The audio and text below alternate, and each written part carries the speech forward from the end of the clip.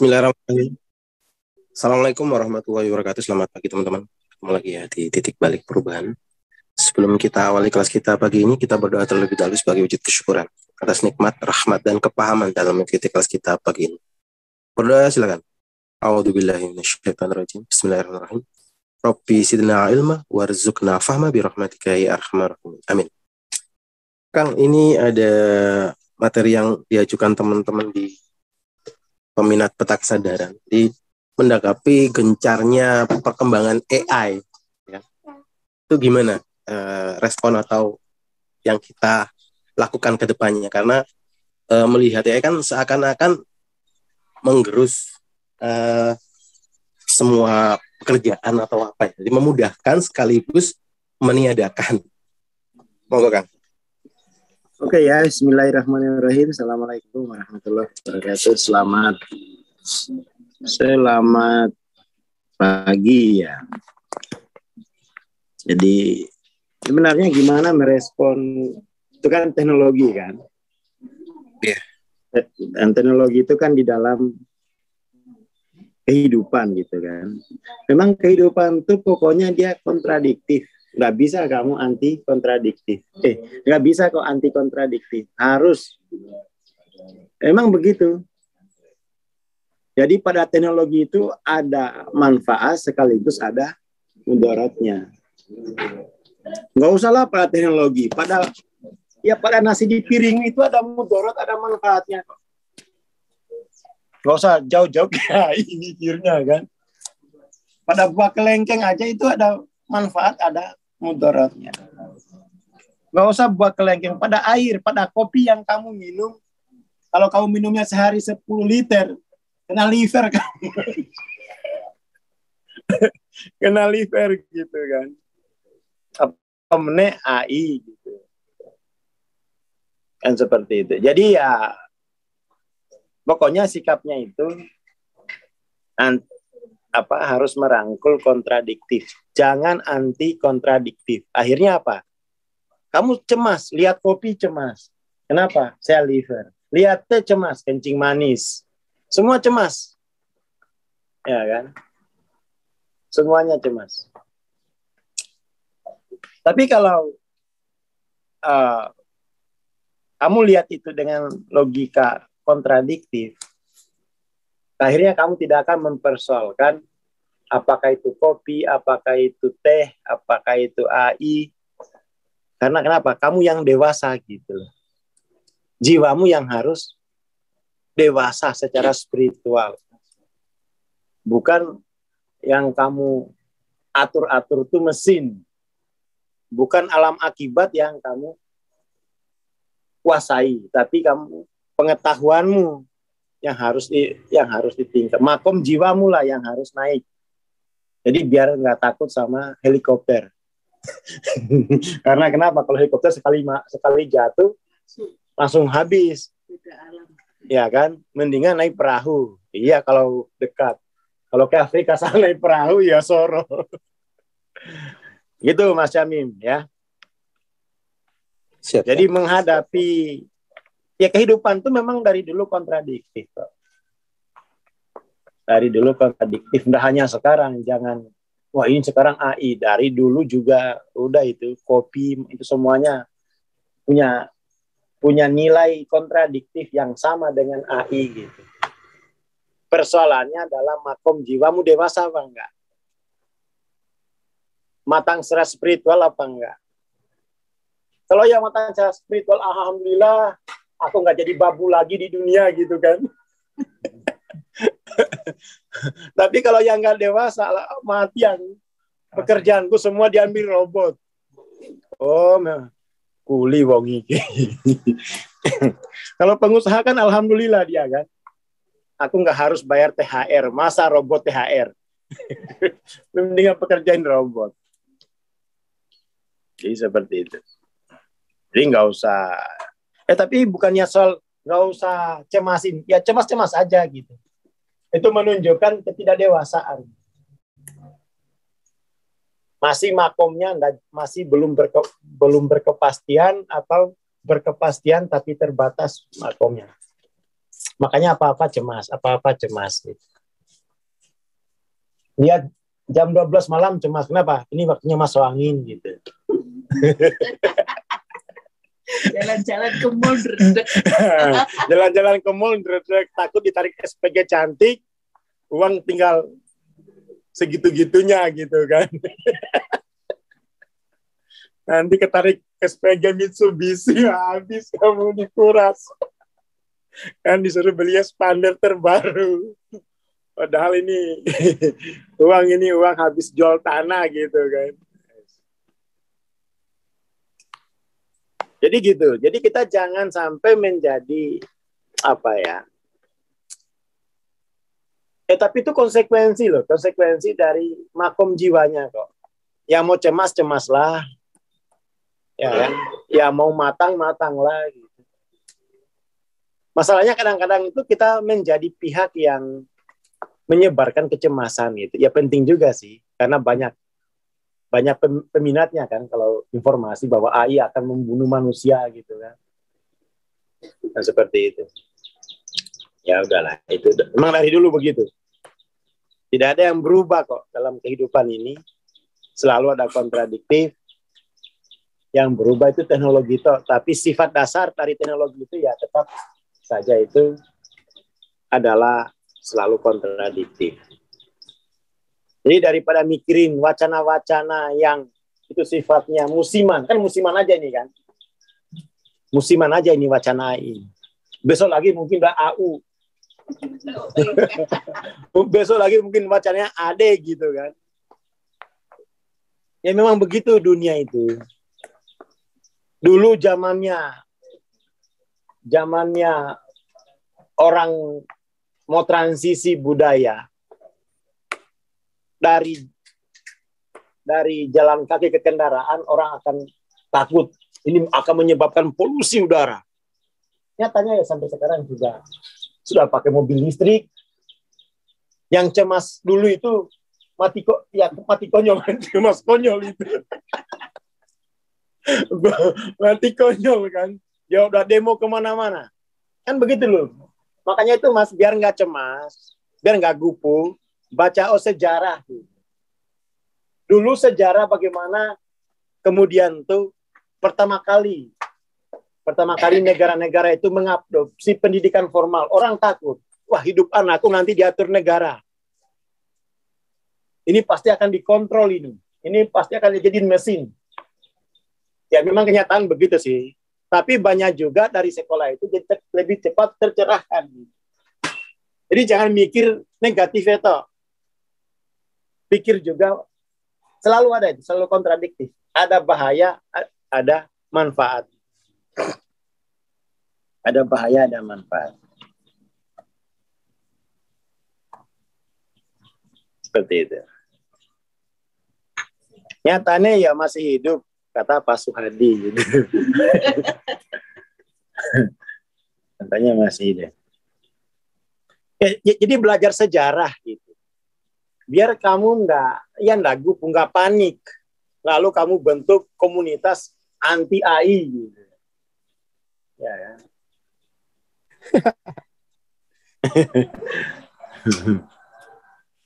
Ya memang seperti itu.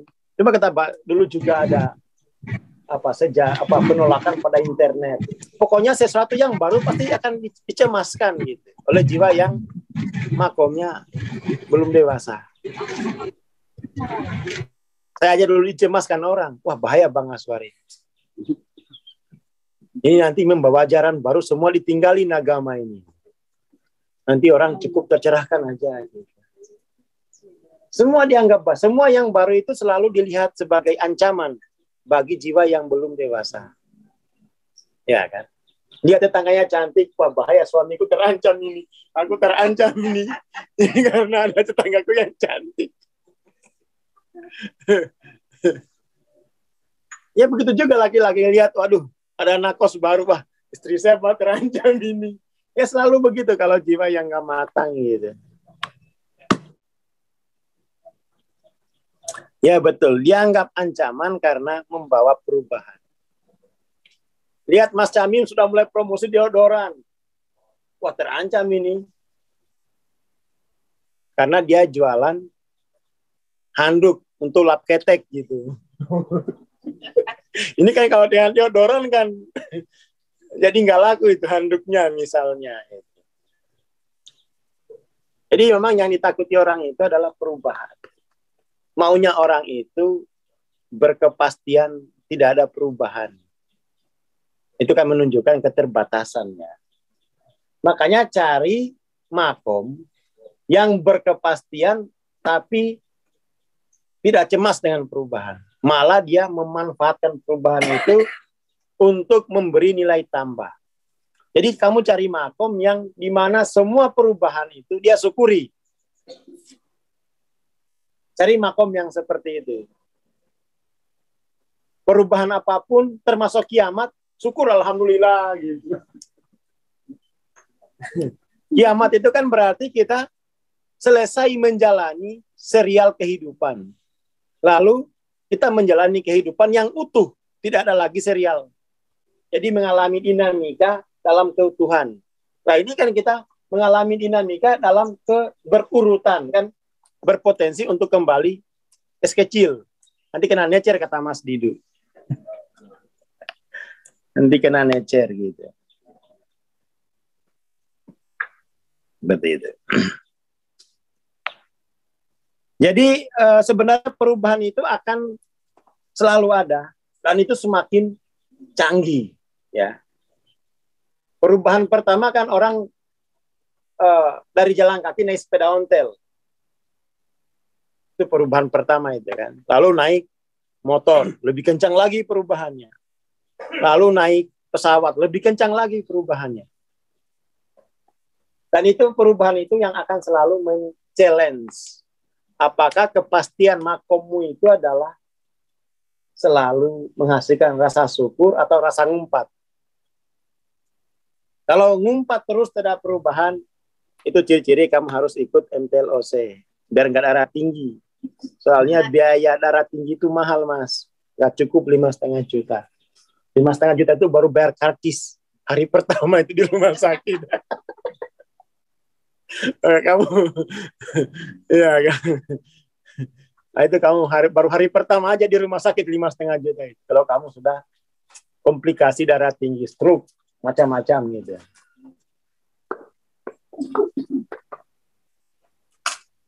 Jadi cari makom yang itu melihat perubahan itu selalu syukur. Alhamdulillah, alhamdulillah, alhamdulillah. Negara bubar, alhamdulillah. Kenapa? Ada peluang bikin negara baru.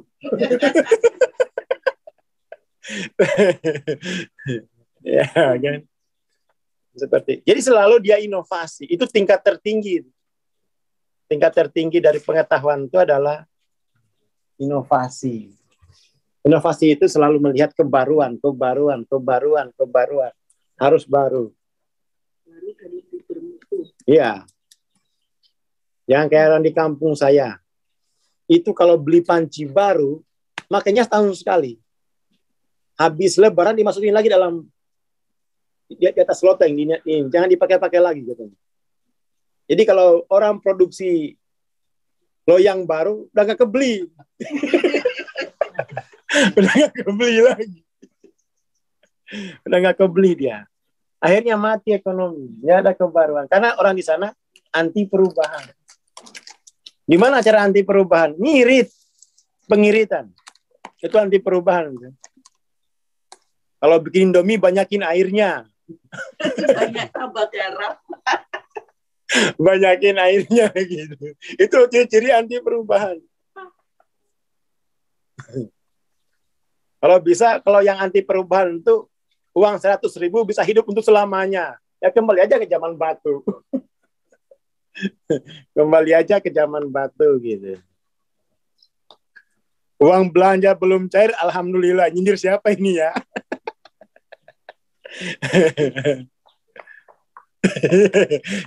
Ini uang belanja belum cair, alhamdulillah. Sama Mas Imam disuruh jualan es batu biar nanti sore cair.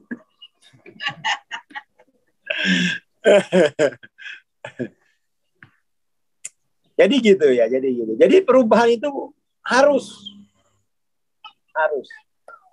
Karena itu ada gunanya, yaitu akan menguji makommu gitu. Apakah makommu itu masih sanggup masih bisa merespon itu enggak? Atau dia jatuh? Kalau jatuh berarti belum ilallah. Itu loh Mas Syami. Kalau masih jatuh oleh AI itu belum ilallah. Berarti kamu anggap rezekimu itu adalah datang dari kerja kerasmu. Datang dari ototmu gitu. Ya kan? Kan harusnya bagus kalau ada AI itu. Akhirnya rezekiku dari Tuhan melalui AI. Jadi AI itu jadi robot aja.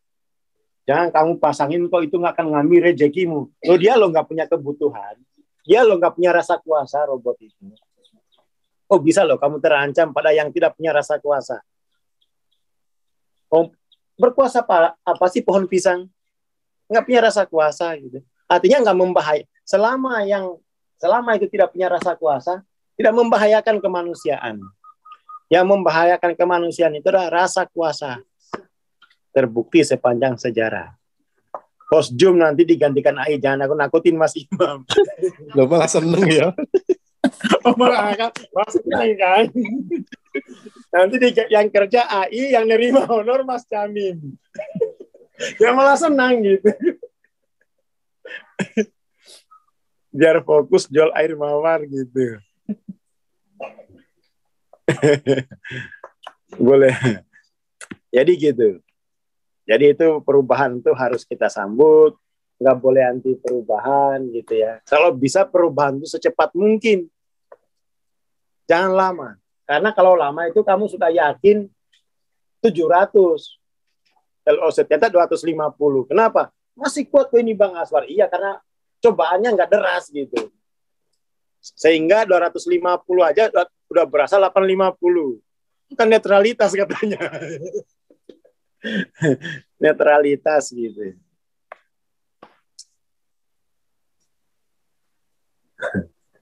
Jadi saya kira gitu ya, perubahan itu wajib dan memang sifat dunia itu perubahan.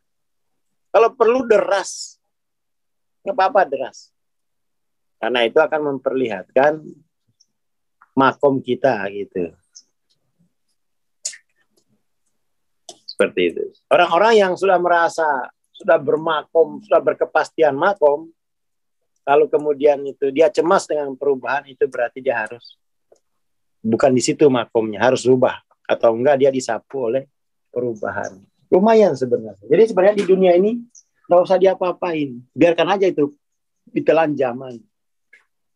Pokoknya kalau udah naik LOC, pokoknya udah. Nanti mau nikah ditanya LOC berapa? Apa itu? Oh nggak jadi, pulang. Kamu cari di Konoha sana. Kamu cari mertua Konoha sana gitu. Iya ya, LOC 250. Kalau uang rokok disupport sama istri itu berasa 850, tajrid. Berasa tajrid. Ya berasanya tajrid gitu. Seperti. Oke, itu dulu ya. Itu dulu. Pokoknya tetap fokus progresif makom, maka nanti setiap perubahan itu adalah selalu membawa pada kebersyukuran. Ya kan? Akhirnya nanti banyak pasienmu gitu. Kenapa? Cemas menghadapi AI. Paling nggak kamu jualan obat penenang itu naik omsetnya. Dukun juga alhamdulillah bisa kecipratan kalau yang punya majap dukun-dukunan. Ya kan? Yai juga banyak itu. Ya begitulah kehidupan. Terima kasih, selamat pagi, assalamualaikum warahmatullahi wabarakatuh. Waalaikumsalam warahmatullahi wabarakatuh. Terima kasih Bang Aswar, terima kasih teman-teman. Bagi teman-teman yang takut ya kan jobnya diambil AI, itu kelihatannya salah satu pekerjaan yang nggak bisa diambil alih itu jadi healer ya. Terima kasih, kita bertemu Rabu insya Allah karena bisa Selasa. Assalamualaikum warahmatullahi wabarakatuh. Selamat pagi dan selamat beraktivitas.